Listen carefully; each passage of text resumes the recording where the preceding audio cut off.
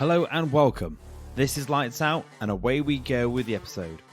We're the Formula One podcast for fans and by fans. I'm Will, and as I look across the digital garage, as always, I'm joined by my co-driver, or shall I say my co-host, Sam.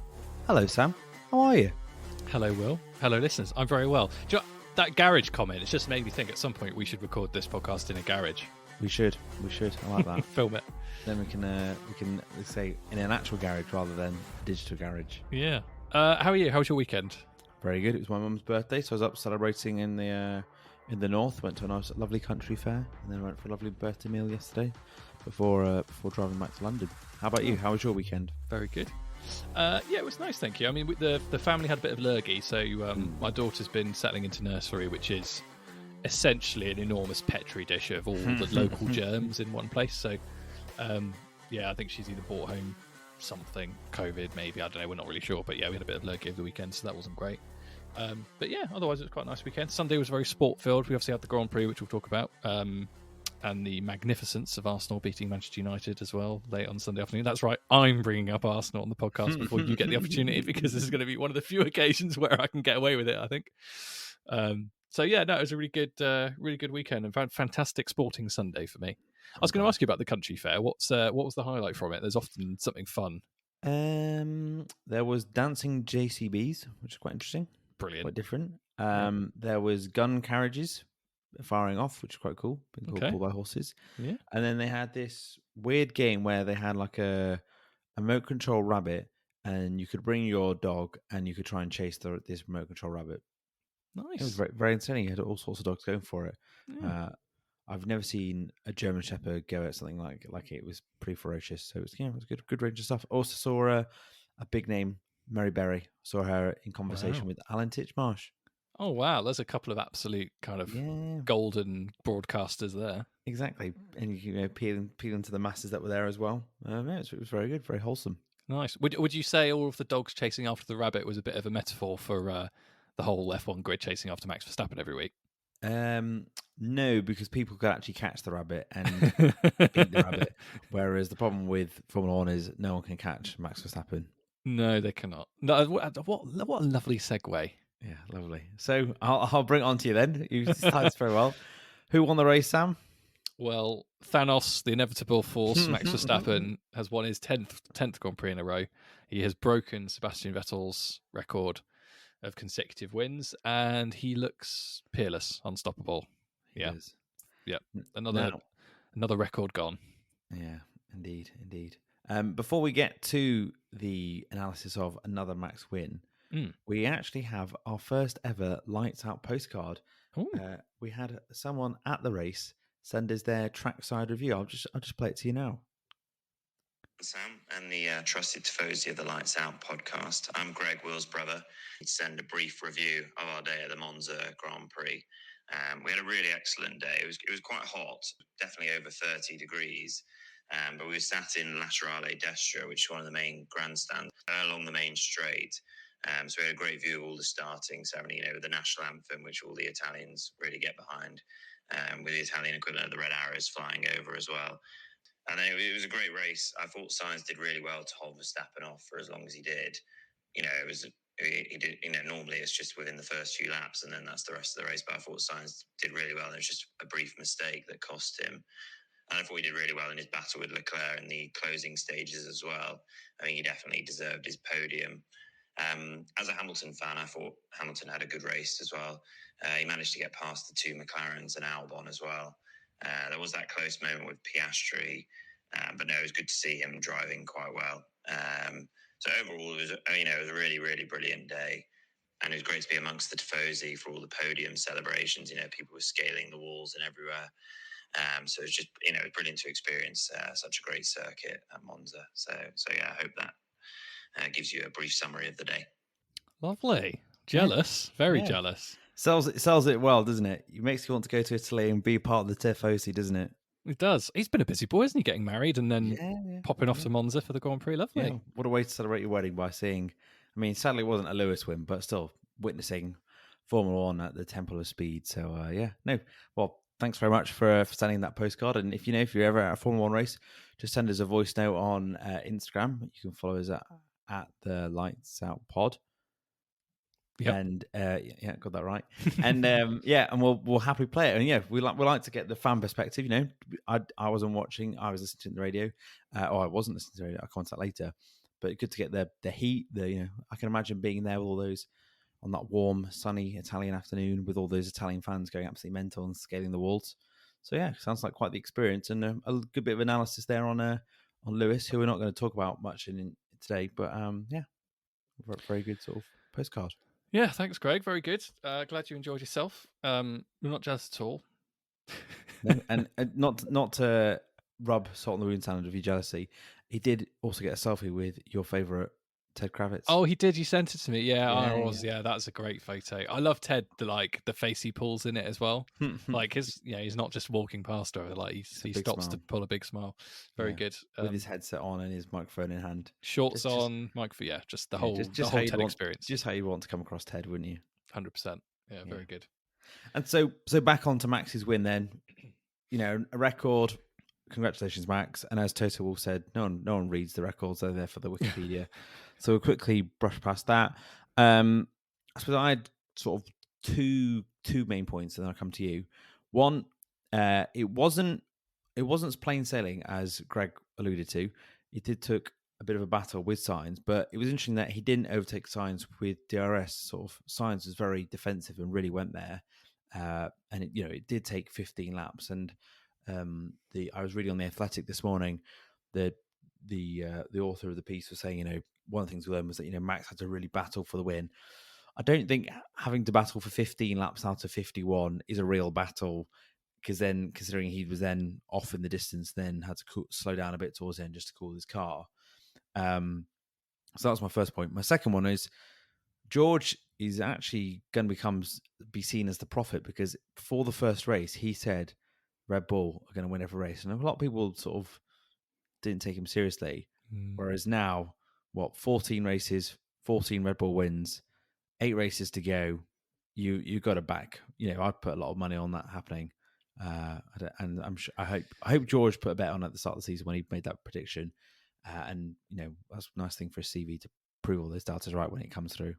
If I didn't have so much faith in the GOAT winning in Brazil, I'd no. I think the odds are pretty good. They do look pretty imperious. I'm sort of the view now that unless there's a malfunction or breakdown, whatever, they'll win every race. Yeah. It feels like it's going to take something more than that, because this weekend, alongside probably Monaco, were the two where it looked like there might be someone to challenge them. In Monaco, it was Alonso and Aston Martin, and if they qualified ahead of Max, they maybe would have had a chance, but they also messed up their strategy, if everyone remembers that one. Here, it felt like there was a battle on their hands basically from the first practice, because Ferrari, it's weird, isn't it? Like they've been mocked all season, rightly so, I think, at times. But if their car is designed for one track and one track alone, it's probably Monza. It's the least draggy car by miles. It's got the highest top speed, and it's not like 1 miles an hour. It's a few. Like they've got a significant advantage in a straight line. If they were going to win anywhere, it was going to be here. And I don't know if that's by design. It would be a bit, I don't know. What's the word I'm looking for? A bit conspiracy theorist, wouldn't it? To suggest they've set the car up only to win in Monza, because that's what the whole car design is for. Is for one race. But it looked a bit like that at various points during the weekend. And for them to, Sainz did do a sterling job, I think, holding off Max as long as he did. But it did feel inevitable. I think even after 10 laps, I thought at some point it's going to happen. Either it will happen on track or Max will do it. They'll do it in the pit lane, because the undercut was really powerful, as it turned out yesterday. And because of the heat, the Ferrari was chewing its tyres as well. And all of those factors basically were likely to result in a Max win anyway. But as it turned out, he got the deal done on track. Sainz made a little bit. I say a mistake. I mean, 15 laps defending against Max, burning through your tyres. At some point, you're probably going to have to cough up a little bit of a chance, and he did. And Max just swept by and took it, didn't he? So,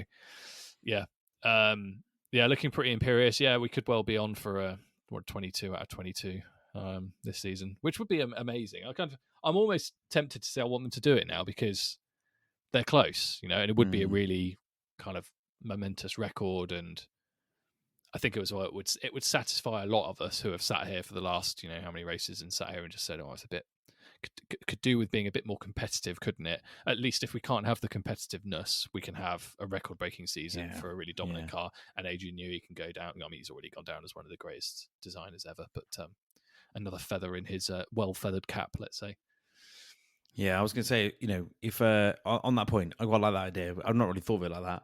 And if say if Max goes on and wins every race now, he'll end the season with a win run of 18 races, which then would be double Vettel, who's the record he's just broken. So I would quite like that. That would be quite, if you're going to break a record, why not double it, right? And win that. And I saw something crazy this morning saying the last time Max Verstappen lost a race that was a sprint or normal race was late April, and we're now in September. Like that is crazy. So you think we've got 3 months left of the season to go till November.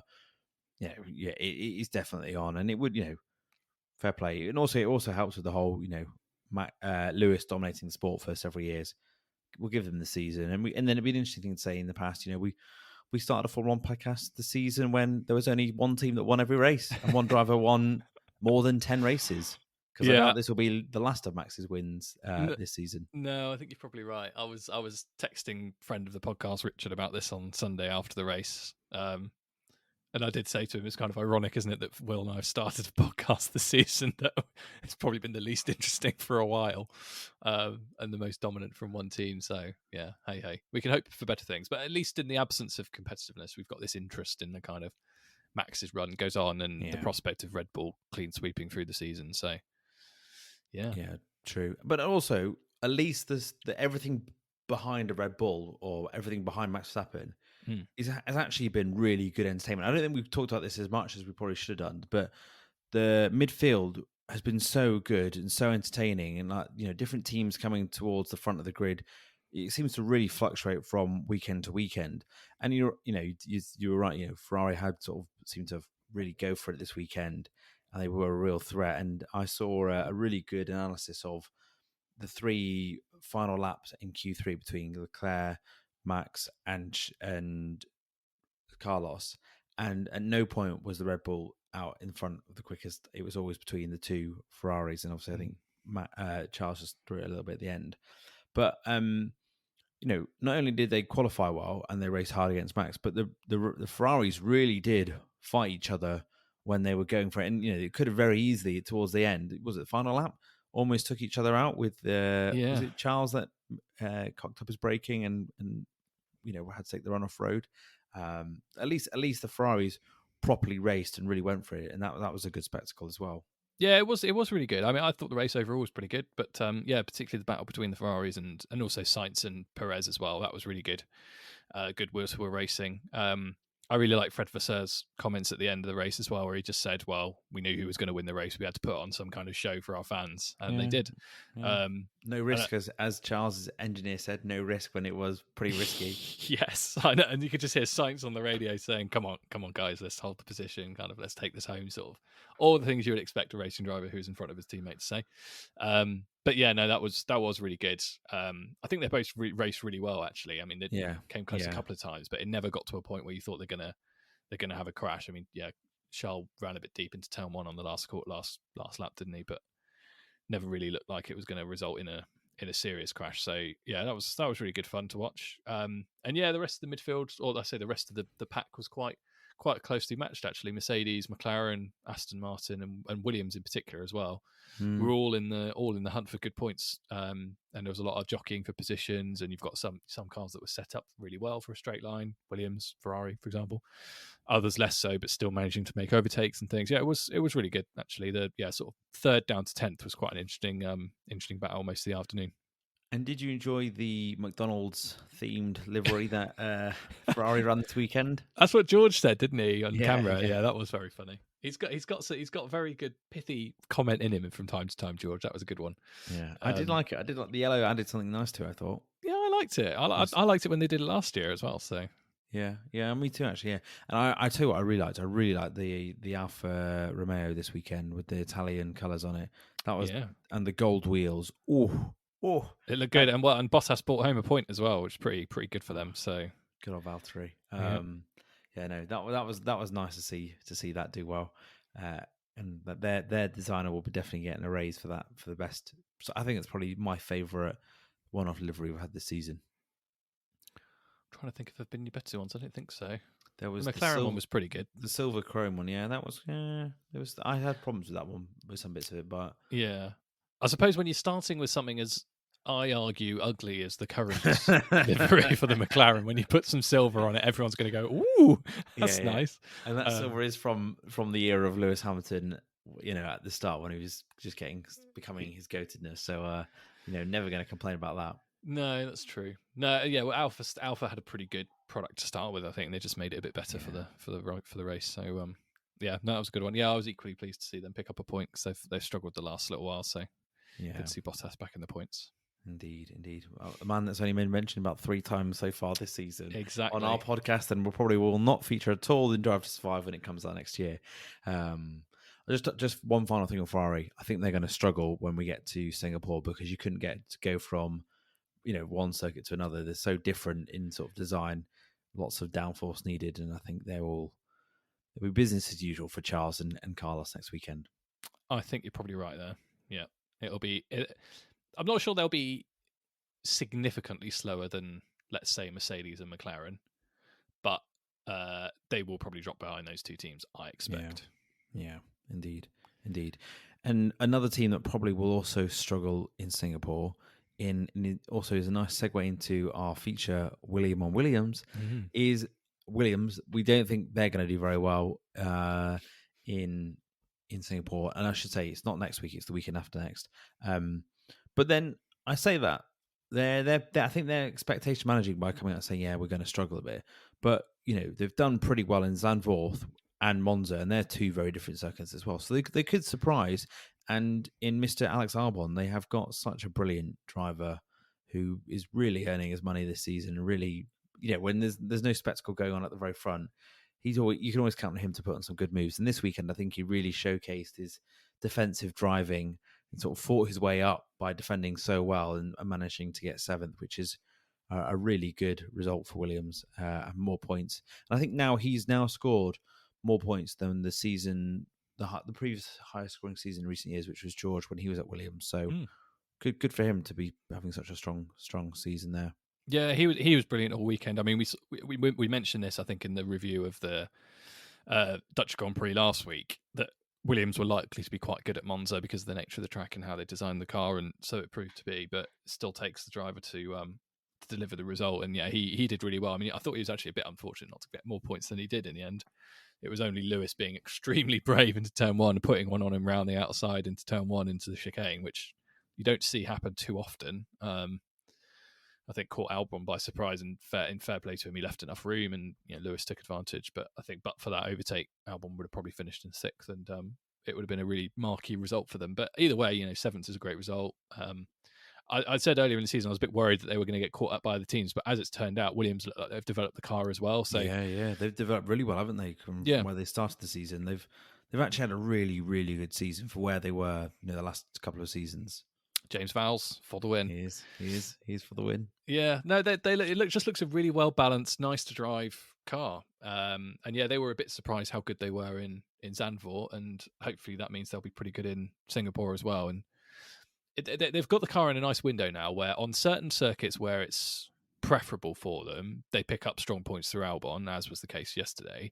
And then even on circuits where it looks like it's not quite going to favour them, they're always there or thereabouts, and they pick up the pieces if there's anything going on in front of them. So yeah, I feel pretty confident that Williams are going to continue to consistently pick up points. I hope Sargent can pick up some at some stage. It was probably a good opportunity for him this weekend, which didn't come to fruition, sadly. But yeah, as long as Albon's in the seat, and yeah, he just looks in tip top form at the moment. He just looks like a driver at the absolute top of his game. I'd love to see what he could do in a faster car, but yeah, he's doing a fab job for Williams at the moment. So yeah, very pleased for them. We never know. Williams could be second on the grid next year. Maybe. I mean, second to who would be the question. I mean, because if it's Red Bull, Mercedes are going to be fuming that yet another customer team have started the season ahead of them, a la Aston Martin earlier this year, and McLaren now. They'll be very annoyed. Suddenly they'll probably start refusing to sell engines to people or something. Yeah, I'm not sure they've got quite that much progress in the locker, but a bit more would be good. They're definitely ahead of a few other teams, and they weren't far off. Some of the big boys this weekend. I mean, Albon was pretty unlucky not to hold off Hamilton, and he did a great job holding off the McLarens as long as he did, Albon. Can't complain. Very good. I would just say on Sargent, I think the longer he goes, I definitely think there's more and more pressure being put on him by the team to score a point. And I would give him, 8 races left? I'd give him 3-4 more races if he doesn't score a point. Then I would then probably see lots of rumours linking Williams to other drivers, because they can't afford, when you've got one driver that's scoring points. Yes, he's not a rookie and he's been in the sport for a few years, but I think Sargent has made a lot of mistakes, and I think he made an error this weekend, didn't he? He got picked up a penalty during the race, as well. I think time is slowly running out for him, and he needs to really finish the season well and just be consistent. I think he's really struggled to be consistent. So if he can consistently, bring the car home well and then be in the right place at the right time to score some points, he might stay. But I would say it's not particularly looking good for him so far. No, I think you're probably right there. And the list of potential replacements grows, I think, with each weekend, and one in particular we're probably going to talk about now, shouldn't we? Yes, very good link. I'm on it today. Podcasting form. Yeah, you're on top form, just like Arsenal yesterday. There you go. Very good. There's a good Arsenal reference for you. I mean, Liam Lawson stepping in for Daniel Ricciardo and being AlphaTauri's only driver in the race after Yuki Tsunoda broke down on the formation lap. Yes. It's quite amusing. It was amusing and annoying because I was really excited for the race. Like all the build up. I mean, your brother talked a bit about it there, like the anthems and the fans getting really into it, and you're just excited to see a start, and particularly a start of a race where you've got a non-Red Bull car on pole and then another non-Red Bull car sat right behind Max, waiting to try and put some pressure on him into turn 1. And that drive up to turn 1 is always really exciting at Monza as well, because it's a big old stretch of road to get down before you get to the braking point. So I was very excited. And then watching the formation lap and seeing Yuki pull over, and then it take 20 minutes or whatever it was, and they bought the start, and it's just, oh my God, I was sat there just like, for God's sake, get on with it. I was half annoyed at Yuki. I'm more annoyed at kind of others for taking as long as it was, but never mind. We got a good race in the end. But bit unfortunate for Yuki. He does seem to get unlucky a lot. I don't know if it's just me, but I do feel like every other week there seems to be something weird happening with Yuki. And this week it was the formation lap. The car just stopped and started smoking, and not good at all, poor guy. But his teammate, Yeah, well, I was going to say, it must be pretty frustrating turning up, doing all those practice sessions, doing all the qualifying. You get to the race, you start the lap, and your engine goes bang, and you're like, well, that's it. That's my weekend. You've made all that effort for nothing. But, poor guy. But, his teammate, Liam Lawson, second weekend in the car, and he had a full weekend rather than being called up as a last-minute mid-weekend thing. And he's looking really good. I saw a brilliant move that he did. I think it was on one of the Haas's, where he's miles behind, like mega gap, and he pulls it with the help of DRS. But by the time he gets to the end of the straight and into the first corner, he's easy past the Haas. And so I think he qualified 12th and finished 11th, so not far off at all the points. So a really strong weekend, and earning the praise of Christian Horner as well. He must be absolutely buzzing to be making the most of this opportunity, and it looks like he's going to get probably at least. It doesn't look like Daniel Ricciardo is going to be back for Singapore in 2 weeks, which is Sam just banging his head against the table, which is a shame. And there's even doubt that that Ricciardo might not be back in time for Japan, which is the race afterwards. So quite a good opportunity for Red Bull to have one of their junior drivers audition to be in their team and get that race experience. So I've been impressed by him of what I've seen so far. What did you make of his performance this weekend? Yeah, he was very good. He looked very confident, comfortable behind the wheel. That move you mentioned was fantastic. He came from so far back. I mean, we saw some pretty audacious moves into that corner during the race, but that one was by far the most audacious of them all. I don't know how many meters back he was, but you're probably talking 50, 60 meters behind, and absolutely licked the stamp and sent it, didn't he? And just, took the place. Very, very good. Danny Rick would be proud. He would indeed. His fellow kind of Australasian compatriot, I suppose. Yeah, really good. He qualified really well as well, and like it's 2 races in a row he's finished above Yuki. I know Yuki was very unfortunate to finish where he finished yesterday because of the breakdown. But yeah, you can't really argue with that. And yeah, he was pretty unfortunate not to pick up a point. Really, a bit more carnage up front. The Ferraris take each other out. Hamilton and Piastri's little incident goes a bit worse for Hamilton. They both end up not picking up points. He ends up finishing 9th or 10th, and you're talking about a sort of a seminal moment, I guess, for him in his Formula One career. So yeah, I from what I've seen in the last 2 races, he's done more than enough to be warranting sort of first name on the list for teams that should be looking to pick up a driver next year. Yeah, I was going to say, I almost think it's either him or Daniel Ricciardo that partners Yuki next season at AlphaTauri, and whoever doesn't is off to Williams, because that's probably where the only gap is going to be, right? I think you're probably right. Yeah. Unless Alfa Romeo and Joe's, I got it right for the first time. The first time Joe's funding falls through and he gets dropped, but I've only seen that rumor once, and it's gone a bit quiet. So maybe he might be okay. But if there is only one spare seat, you could see Williams going and asking for Liam Lawson on loan, or trying to buy out and give Daniel Ricciardo a lot of money, because I think that either of those two with Albon is a great pairing.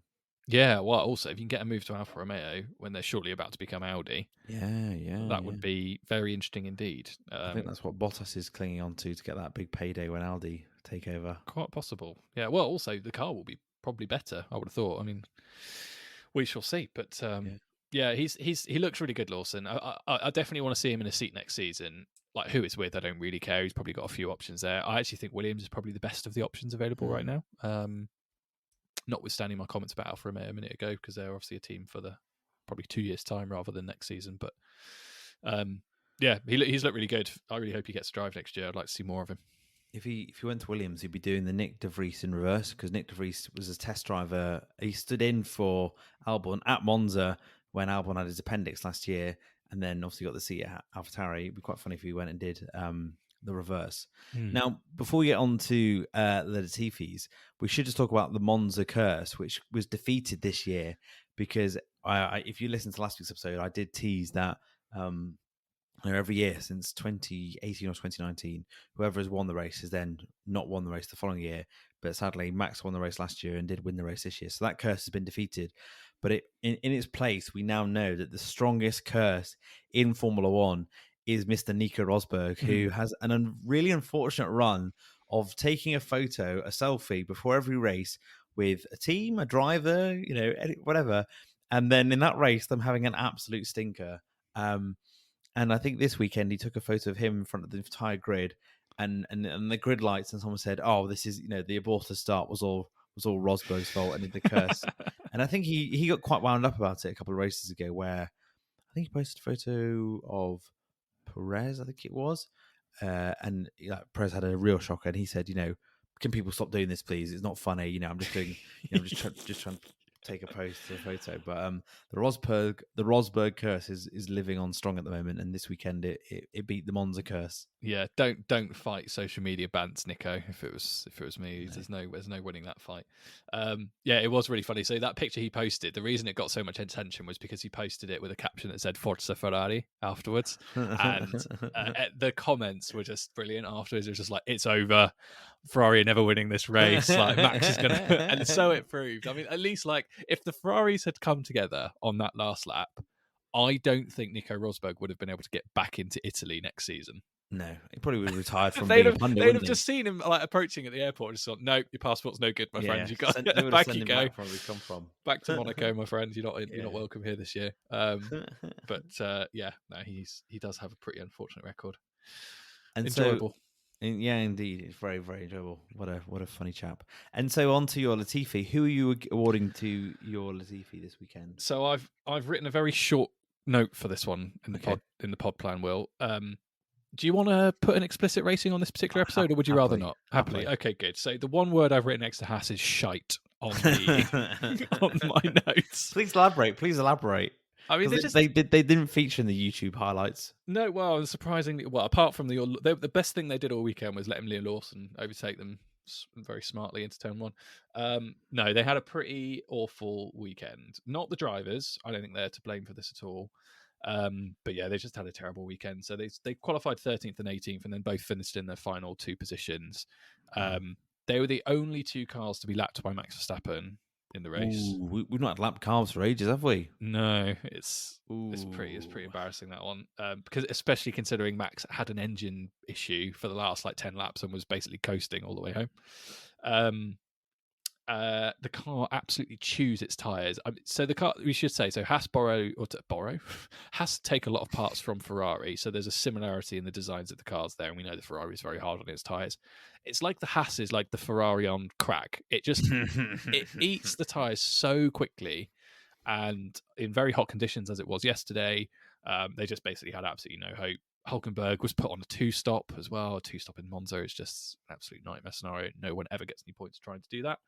And they're also the only team that bought no upgrades whatsoever to the circuit.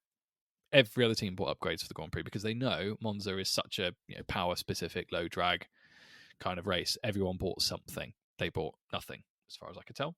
And yeah, Hulkenberg was pretty damning at the end of the race. He said they weren't worthy of any points, basically, because they didn't bring the upgrades. The strategy didn't work. The car was sliding around all over the place, hence why the tyres were being chewed up. Yeah, it was just a really bad weekend, and they've really gone backwards. I mean, I went back and had a look at their record, and then and I was a bit worried after the first 5 races, thinking, Williams might find themselves in trouble because Haas are actually a bit better than I thought they would be. Yeah. Anyway, I wasn't to worry. Haas picked up points in 3 of the first 5 races, and they've only picked up a point in a sprint race since then.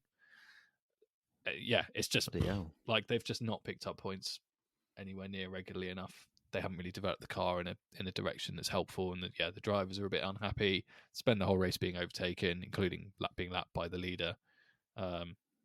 Not good. And when you look at the fact that the car closely resembles the Ferrari, and this was a weekend where the Ferrari was very, very good, doesn't say a huge amount, does it, for Haas, that the car that they're sort of semi-mirroring, went off and took a podium and looked like it was challenging for a win, and there's this stone dead last and kind of embarrassingly far behind the pack. So yeah, they've got a lot to do, but I couldn't really give anybody else a Latifi. I just watched them all weekend and just thought, oh god, they're going nowhere.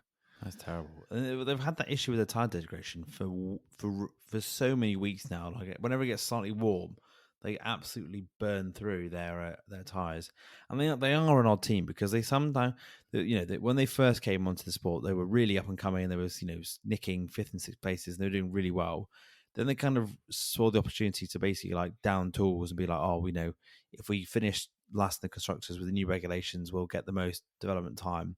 And so they basically hired 2 rookies that were a bit useless, and then they got rid of them with a new car. And then last season, they actually had quite a good season last year. Was it when Magnussen got on pole, and they did quite well.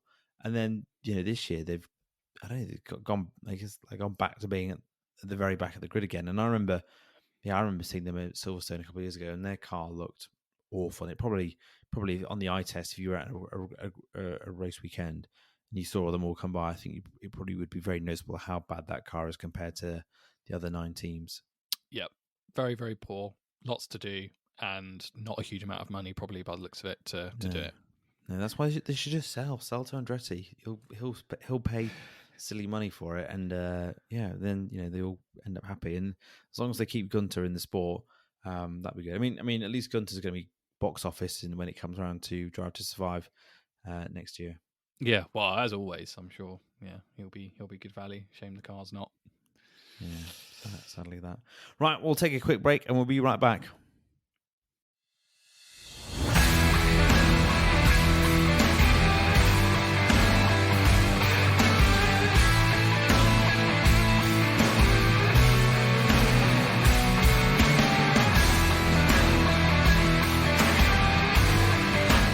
Hello, welcome back from the break. Hope you had a jolly old time. I was just saying something I've just uncovered that Gunter Steiner's book is called Survive to Drive. Quite amusing. I mean, I'd love to know if I've not read it, but it'd be intriguing to know if it's just filled with expletives every other sentence. That'd be quite entertaining read. Maybe for the audiobook version. If there's an audiobook version, I would pay to listen to that. I think that would be very entertaining, as long as he gets to improvise a bit. Yeah, that would be good. Do you remember when we talked about Drive to Survive? I don't know if it was at the start of the season or when we did the special episode on it. But I think I suggested that Bonotto and Gunther Steiner should have their own like spin-off show because that episode of them two was so good. Yeah. Maybe that's what it should be called. They do a special, Netflix do a special one and they call it Survive to Drive or whatever. Survive to Drive, yeah. I'd enjoy that because they were driving as well in that. They were a little Fiat 500, I think they were. It's very good. So we've got a few bits and pieces to get through before we get to the predictions game results. Mm-hmm. As you've just teed us up with your Latifi before the break, I thought I'd follow on after the break. Mine is a very personal Latifi, and it's not one that, unless you were in the same situation as me, but I had a 5-hour car journey which clashed with the race. And so I tuned into the 5 Live and they were playing the commentary of Liverpool versus Aston Villa. I was like, oh, fair enough. That's fair. That's a big game. Can't expect them to play the F1 over that, especially as it wasn't on TV. So I thought, yeah, that's fine. So then I tuned into 5 Live Extra, and you'll never guess what? They were not playing the F1 commentary. They were going for the one-day international cricket. Now, Sam, as a cricket fan, is a one-day international versus New Zealand that big of a deal? Or have the BBC massively got their priorities wrong? And should they have gone for the 5 Live commentary? So I agree with you. I think they probably should have had the Formula One on. I am a big cricket fan, as you well know. Okay. But I mean, a one-day international is not. It's not top tier. I don't think. No. It's not up there. If it was the Ashes, I'd sort of accept. Yeah, they're probably going to have that on. Me too. But yeah, I'm not quite sure why they prioritise that over the race. I mean, that may well just be a symptom of the season, I guess, that we're all watching at the moment. Yeah, if it was 2021, I doubt they'd be doing that. Yeah, true. But yeah, sorry about that. That does suck. I know that. I hate that feeling when you think, oh, I'm going to get some radio commentary of something. Usually in my case, it's an Arsenal game. So I'm thinking, oh, I'll just listen to the radio, and then no such luck. They've got something else on. The only way I could listen to the commentary was by listening to it through the BBC Sport app. But as you know, road connectivity is not always the best. And I'd literally been in the car for about 2 minutes, and I lost connectivity. It's like, well, I can't fix this whilst driving because it's incredibly dangerous. So I was like, right, we'll just have to give up on the F1. So I was having to rely on my partner giving me updates, and then I then put it onto 5 Live for the pre-match build-up, and that was for the United Arsenal game, and that gave me a few of the highlights. So I heard 5 laps ago what was going on, and then I heard a brief radio message from Max at the end. But anyway, they've won their Latifi for getting their priorities completely wrong. So well done, BBC Radio 5 Live. We've got 2 Mercedes Hamilton updates. I don't feel like we've gone in detail on Hamilton much recently. I mean, first we should very quick. I was just going to say they had quite a solid-ish race for a team that weren't really going to compete for anything more than that. Yeah. I mean, probably the most noticeable thing was Lewis forgetting about Piastri in his blind spot and colliding into him ever so slightly. But yeah, that was definitely an error on his part. But he was very gracious about it afterwards, wasn't he? Wouldn't apologise to him. And Piastri, I don't know if you so some of Piastri's radios over the weekend were so good. There was one during qualifying where he said, "Is Carlos blind or what?" But in a really chilled in his really chilled Australian way. And then he was just like super chill after Hamilton drove into him and cost him points as well. He was just like, yeah, these things happen. He apologised, all good kind of thing. But that wasn't my favourite radio message of the weekend. My favourite was George Russell's. I don't know if you caught this one. No. So he was being asked to manage his tyres through turn 6. And his response was, I don't know if you've noticed, but there's a car right up my arse. And then cue Twitter doing lots of quite fun X-ray related memes and things. It's very, very good. Well on Twitter. Yeah, it was on good form this weekend. But yeah, Mercedes solid points on a weekend where they were never likely to challenge for anything more than that, really. Nice. I feel like yours and Greg's summary of Hamilton and Mercedes weekend is covered off what we need to know about what happened on the track. Yep. Off the track, there's probably 2 big talking points that we probably want to cover. The first came from Lewis throwing an absolute fire in interview on Thursday. He casually just mentioned that, I've had to compete with some really top teammates, whereas Max, he's not had teammates to the level that I have, and that has really riled up Christian Horner, which is job well done by Lewis, but also it seems to spark quite a bit of debate online, and I know Sky were trying to really push this as well, sort of as a debate. But for me, it's a slam dunk. Lewis has had such harder and more competitive teammates then Max is. It's not even a contest. Bottas harder than Bottas, Button, Rosberg. They all pushed him really hard. Alonso, Heikki Kovalainen, who was probably the easiest one he ever had, but was still all right. Whereas Max has had Perez, Gasly, Albon, who were both sacked. Ricciardo, who quit because he couldn't keep up with Max. So maybe, but then Ricciardo is not set the world alight, or was not really pushing Max in the same way that Rosberg was or Button was. Yeah. Who else has he had? Sainz a little bit, AlphaTauri. Yeah. Toro Rosso. Kvyat, him and Kvyat switched places, didn't they? He's never raced against. He's never had a teammate who's ever been in a conversation about winning a world championship. Never mind coming close to actually winning one. Yeah. That's it. I like that. That's a very good way of putting it. There's no one been in the title battle with him like Lewis had with Rosberg or Button. Yeah. No, I agree with you. I thought it's kind of interesting, isn't it, that like it happened the weekend he signed a new contract, which we'll talk about in a moment. Yeah, I'm sure. But I don't know if he felt emboldened by that new deal to just start throwing shade around, because it was a bit uncharacteristically fun. Like I love Lewis Hamilton a lot, but he's not. Yeah, he's not. I wouldn't describe him as a cheek. Well, I don't know. Actually, I suppose he can be cheeky, can't he? The whole Sebastian Vettel driving in. He's quite calculated in what he says to the media, and this felt like a very clever. Like, I'm just gonna throw this out here. It was quite barbed, wasn't it? Yeah, and on a weekend when Max is about to win 10 consecutive records, why not take the attention off Max a little bit, or look at Max in a different light by suggesting his teammates are all weaker than his. Like, I thought it was a good move. Yeah, I think it's quite good fun, and at some point we're going to see those two race each other properly again, and it will be enthralling in the extreme, I'm sure. And it's stuff like this that only really helps with that. And there was lots of interesting discourse actually. I don't know why. Maybe it's Monza. It just brings out the best/worst in people, but I noticed there was a lot of kind of commentary about Lewis as well from others. I mean, like Pierre Gasly had some very, very nice things to say about him, didn't he? As well, he was saying he's paved the way for a lot of us with how he's been and stuff in the sport and some of the causes and stuff he's supported and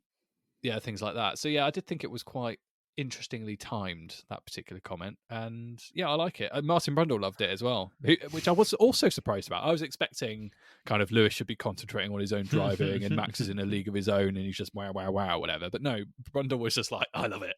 That's exactly the kind of thing we want from Lewis. So I thought it was good, and I agree with you. It's a slam dunk. I don't think there is any debate. Quite wide.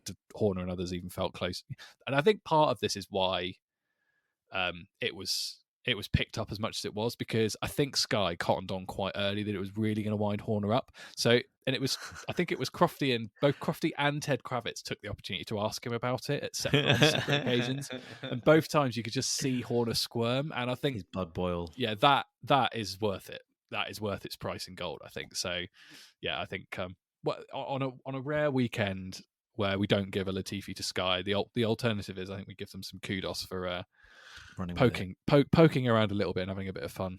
It was good. It's definitely a ploy by Lewis just to stoke the fire a little bit and keep that battle. Whenever that rivalry kicks off, just to remind people that those two teams hate each other. Then Toto joining in by saying, no one cares about the records. There's stuff on Wikipedia. Max and Christian Horner will be absolutely fuming at that. So fair play to Mercedes just to wind them up a bit whilst they're actually having an absolute ball. But we should move on, because the big news this weekend was not only Lewis' contract being extended for 2 years, but also George Russell's as well. I mean, we thought George was going to stay. It would be odd to see him go. He's not had a season where he's even been up for conversation around being dropped.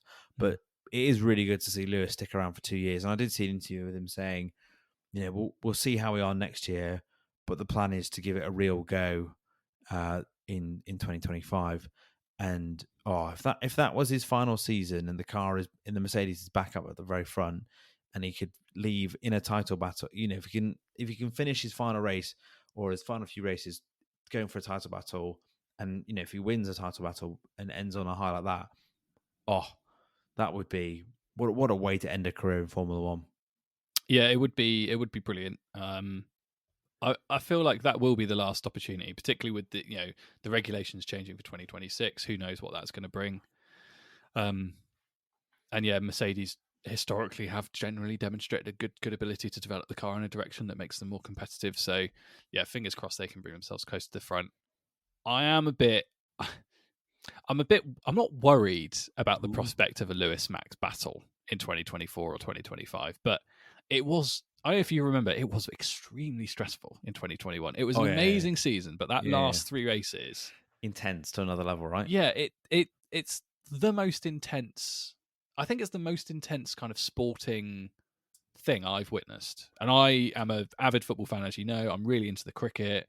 There have been I can think about loads of moments and loads of games where I felt really tense. Even England, Euros, finals, whatever. But I don't think I've felt as tense as I did in the build up to Abu Dhabi 2021. And the prospect of that coming back, although it's exciting, is also stressing me out a little bit. And you were saying before we started recording that you've just recently got a Fitbit and your heart rate was doing big numbers during the game yesterday. It was. Imagine what it will be if there is another title battle between Max and Lewis. Yeah, but it would go on for weeks. That's the thing. Like, I can manage for 90 minutes. It'll climb week on week. It will get higher and higher. Exactly. Yeah, like 90 minutes on a Saturday in a football match is fine, but it's because you've got those 2-week gaps between races, and yeah, it's it would be great. It would be great. I'd love to see him back up there again. But who knows? I mean, 2 years' time, George may have closed the gap a little bit on Lewis as well. Yeah. Maybe we'll see Red Bull with another driver who's got some talent potentially in the seat as well, challenging Max. We'll see.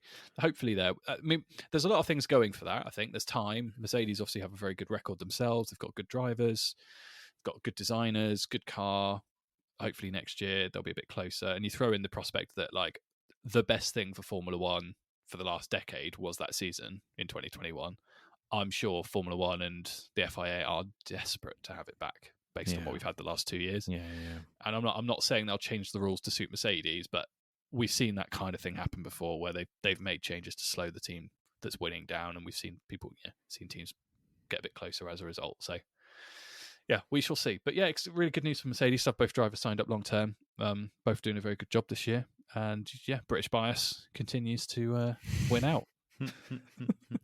I'm just glad that Lewis is not going to sort of shock retirement this season. I was sort of slightly preparing myself for that, but actually I think because the Mercedes has developed quite well as the season's gone on, and ditching the zero side pods, he seems much happier and is doing much better in the car. I just think there's a lot riding on next year's car, because he I think he'll be okay if it's not challenging for the title, but if it's a step forward and it's closing the gap, he'll be encouraged. Whereas if that car is sort of similar progression to what we saw from last year's car to this year's car, I just think he'll be very despondent, and I think he'll feel like it's too big of a gap to pull up at the end of that season, going into what could be his final year. I mean, Lewis has always said he could keep racing into his late 40s. Personally, I don't see that. I don't see him being hanging on for mediocrity. And if you think he's had last season, this season, if next season's bad as well, and then 2025 is that'll be 4 seasons of just not being in for the win or for titles. And I think that's not how he wants his story to end. I don't think he wants to be one of those drivers that slowly works their way down the grid like other legends of the sport, like Button. Button didn't end on a high, sort of pulling that awful McLaren around. So I really, really hope that he can sort of end on a high. And it's almost like a bit like this. The story needs that perfect fairy tale ending for Lewis.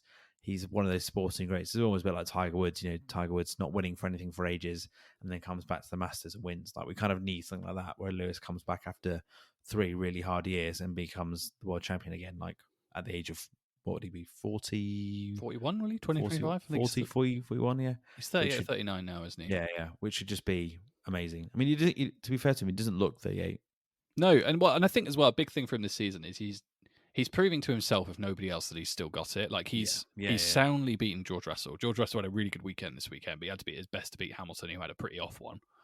And he's driving very well. I think, if anything, this season has probably reinforced for him and others that he's probably one of the 2-3 best drivers on the grid for sure. So yeah, he's got a bit of time left. Let's just hope Mercedes can pull themselves together and build a car to compete, at least for wins next year. That's got to be the minimum requirement, I think. Yeah, just to challenge that Red Bull for wins. That's so important. Yeah. But yeah. So that's the contract's all wrapped up. So it's good to know we've got Lewis for another 2 years. Let's hopefully we have a Lewis win whilst we do this podcast. Otherwise, that'd be very, very depressing. It would, wouldn't it? Yes. Yeah. Oh well. Should we move on to predictions, game results? How did we do? What are the scores on the doors? All right, let's do it. So, Italian Grand Prix results. So you had, first of all, number 4, his goatedness, Lewis Hamilton. You predicted him to finish 3rd. Optimistic. And he finished in 6th, so you picked up 3 points. Okay.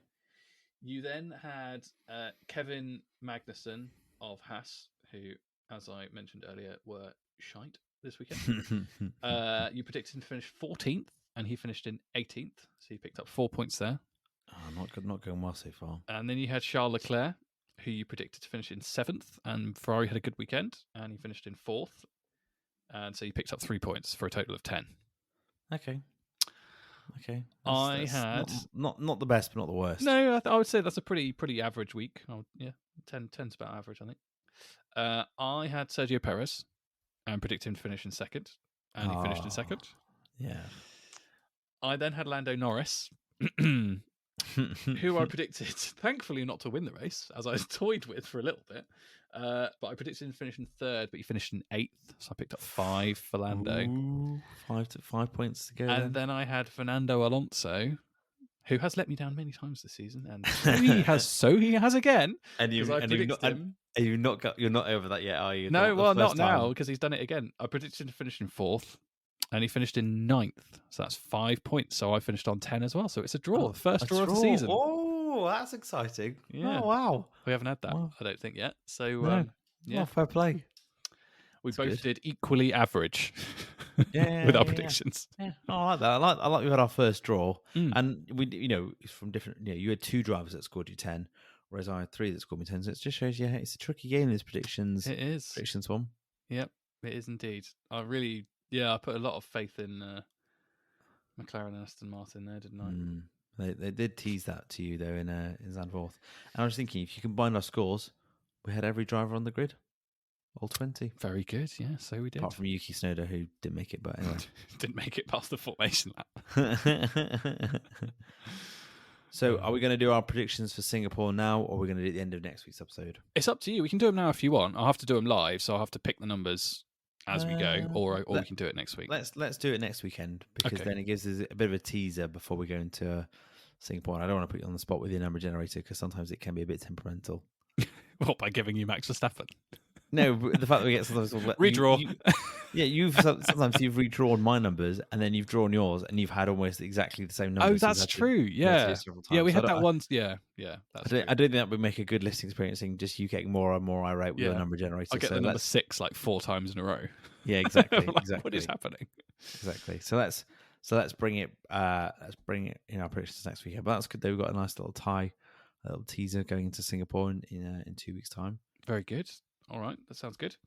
I believe that brings us to the end of the podcast. Thanks very much, everybody, for joining us. Remember to subscribe and leave a review on your podcast platform of choice. If you enjoyed it, why don't you share it with a friend? Hopefully they enjoyed it as much as Will's brother seemingly enjoyed attending the Monza Grand Prix this weekend. Very good. I like that. Follow us on Twitter. We are at Lights Out Lads. And as Will mentioned earlier, we are on Instagram at The Lights Out Pod. Will, we have a gap. 2 weeks till Singapore. Which will be a very good race. I'm quite confident, actually, about Singapore being a bit more fun. They've changed the layout, haven't they? They have. So things for something a bit more exciting. What are we going to discuss in the meantime? So I think we're going to discuss moments in F1 history it change. And I think you've got a good idea of what you want to talk about. Well, one does spring to mind, yes. Yeah, and if you've been listening to this podcast, you might be also knowing what Sam's thinking we're going to discuss. I think I've got one as well. I need to give it a bit more thought, but I think it'd be quite a nice one to sort of deep dive into some moments and imagine what would happen if we could change history a little bit. But I think that'd be quite a good one to fill the gap next week. Sounds good. Look forward to that. Very good. Well, that's all from us. All the best and goodbye. Ciao. I need there was an Italian accent coming.